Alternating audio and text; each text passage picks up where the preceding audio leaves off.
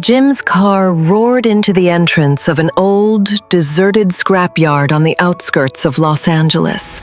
The once pristine vehicle was now covered in grime, a testament to the miles they'd put between themselves and the crime scene. The moon cast eerie shadows over the twisted metal, and rusted car parts scattered around the yard. Jim didn't slow down as they approached a pile of crushed cars.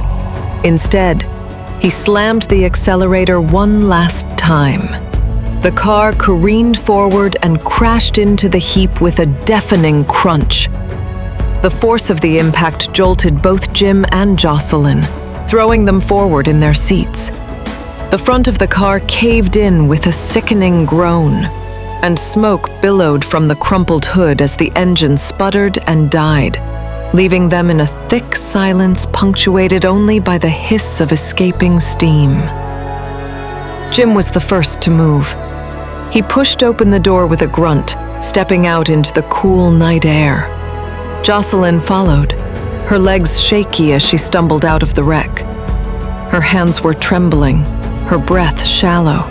The weight of what they'd done seemed to press down on her chest, as if the crash had broken more than just the car.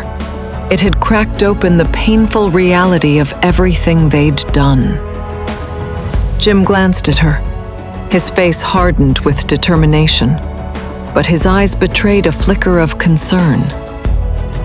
It lasted for a moment, a fleeting crack in his armor, but it was gone almost as quickly as it appeared.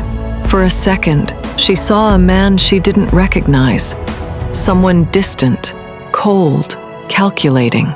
She wondered, not for the first time, whether he ever really saw her anymore. The guilt weighed heavy, but it was more than that.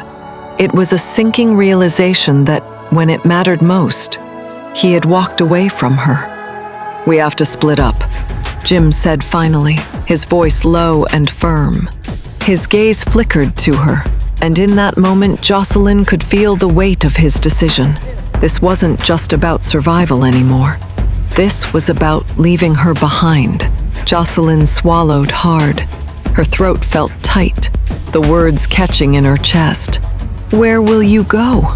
she asked, her voice barely above a whisper. She tried to hide the panic in her voice, but it was there, shaking just beneath the surface. She had never felt so small, so utterly dependent on someone who had already decided he didn't need her. "Doesn't matter," Jim replied, already turning away. "Just find somewhere safe. Lay low. Don't draw any attention to yourself. We'll meet again when this blows over." The cold finality in his words sent a jolt through her. Her heart was thumping loudly in her chest, her fear twisting inside her. The idea of being alone, of being completely cut off from him, gnawed at her, a terror she couldn't shake. Was this it? Were they really done? She hadn't fully realized until this moment how deep their bond had gone. She had thought it was about survival, about loyalty, but maybe that was a lie. Maybe she was just another part of his plan to escape. Her breath hitched. "Jim," she wanted to say more, to beg him to stay, to tell him it couldn't end like this. But the words caught in her throat. Jim didn't look back. He kept walking, his silhouette swallowed by the darkness. "Take care of yourself, Jocelyn," he called over his shoulder, the words almost like a command. Then he was gone. Jocelyn stood there for a moment longer, her breath shallow.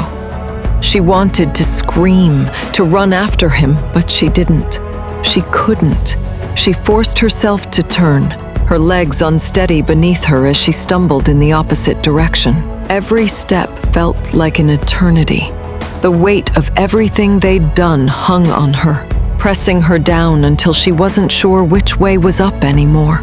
She wasn't even sure where she was going, only that she had to keep moving. 1 week later. A week had passed since the fateful night at the scrapyard. The city of Los Angeles had moved on.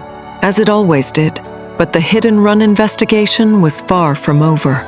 Detective Linda Cortez hadn't given up on finding the culprits, and her persistence was about to pay off.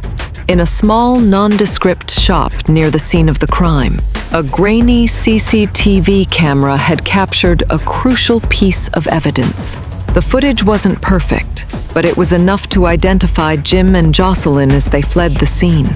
The tape had been turned over to the police, and now it was only a matter of time. Jocelyn was the first to be arrested. She had been hiding out in a dingy motel on the outskirts of town, her nerves frayed from days of looking over her shoulder. Every knock on the door, every stranger walking down the hallway made her jump. The fear had become a constant companion, gnawing at her from the inside out, until it was all she knew. Then, early one morning, that fear finally caught up with her.